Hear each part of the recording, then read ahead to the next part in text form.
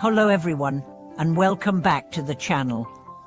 Have you ever mistaken letting go for giving up on life's challenges, or used the word detachment as an excuse to shrink from responsibility? Today we explore Venerable Tsoke Rinpoche's profound teaching. True letting go is not evasion, but the highest expression of courage and wisdom.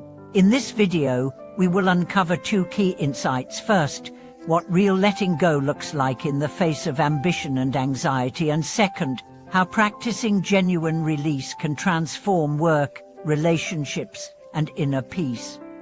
Imagine crossing the Tibetan plateau under an unrelenting sun and driving wind. Early in his monastic career, Rinpoche led a small group across barren valleys where many disciples, overwhelmed by thirst and fatigue, begged to turn back. Calmly he invited them to pause, sit in silent awareness, and observe each breath transforming scorching sand into the rolling waves of an inner ocean, and physical discomfort into the sweet dew of awakened presence. In that luminous stillness, exhaustion dissolved, and their hearts reflected the world like a clear mirror. Letting go does not mean disengaging from life. Whether grappling with parental expectations, career setbacks, or interpersonal conflicts, we must meet these tests with wisdom rather than impatience or denial. Rinpoche often reminds students that releasing the obsession with a must succeed or must be approved opens the heart's horizon, allowing crises to become crucibles of growth. Over and over, his disciples, once dejected by professional failure, have learned to view obstacles as inner training, ultimately igniting profound breakthroughs in both work and spirit.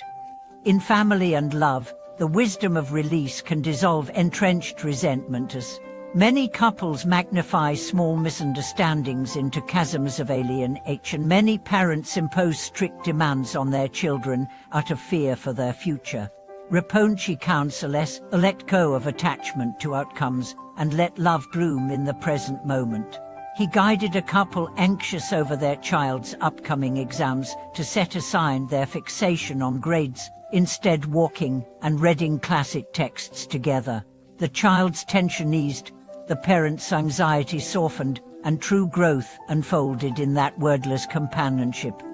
Crucially, letting go is not a license to abandon ethics or principles. On the contrary, only by firmly upholding fundamental virtues can we release attachments to gain or reputation. Rinpoche instructs practitioners to examine body, speech, and mind. Are our deeds motivated by self-interest or by compassion for others? Whenever vanity or selfish gain creeps into our practice, we must bravely let go of those impurities and return to a pure, generous heart. To cultivate this release, begin each morning with mindful reflection. Notice where your body feels tense, where your speech drifts into complaint, where your thoughts race toward future anxieties.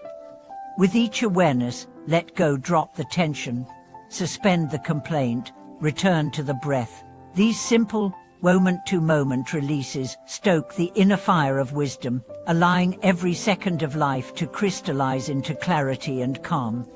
As the sun dipped behind the Himalayan peaks on one of their retreat days, Rinpoche invited everyone into a simple exercise that revealed the essence of genuine release. He asked each participant to recall a deeply held regret, perhaps a harsh comment, a broken promise, or a missed opportunity, and to hold it in the mind's eye without judgment. After a few minutes of silent observation, he guided them to imagine placing that regret into a small wooden boat, setting it afloat on a vast river of awareness, and watching it drift away beyond view. In that moment, the knot in the heart began to loosen, not because they denied the regret, but because they faced it fully and then relinquished its grip. From that day on, many practitioners found themselves greeting difficult memories with gentleness rather than resistance. In the corporate arena, the principle of letting go can be transformative. Take the case of Sarah, a marketing executive whose department faced constant pressure to meet ambitious targets. She discovered that her relentless drive to control every campaign detail left her team exhausted and her own creativity stifled. Under the guidance of an experienced coach who integrated Ripence's wisdom, Sarah began practicing what he termed outcome independent initiative. Before each project meeting, she would mentally release attachment to a specific outcome, sales numbers, awards or praise, and instead focus on service. What does our audience truly need? How might this campaign uplift others? Within weeks, her team reported a surge of fresh ideas, improved morale, and, paradoxically, even stronger performance metrics. Similarly, across the world, in a small university town, an overworked doctoral student named Javier wrestled daily with imposter syndrome. He believed that surrendering his high standards equated to admitting defeat. Yet after attending a workshop on mindful scholarship, he learned to apply letting go strategies to his research process. When writer's block struck, instead of forcing more hours at the desk, he stepped away for a mindful walk, allowing insights to emerge naturally. She learned to welcome incomplete drafts as stepping stones rather than failures. Over time, his relationship with his work became one of playful curiosity rather than harsh self-criticism, leading to breakthroughs in both writing and inner resilience. On an intimate level, true release often unfolds through the art of heartfelt dialogue. Rinpoche emphasized that words spoken in the spirit of honest vulnerability can dissolve barriers faster than any argument.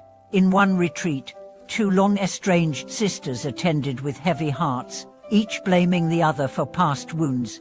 Through a guided session of witnessed confession, they took turns speaking with full transparency, first describing their own pain without blaming language, then acknowledging the other's experience.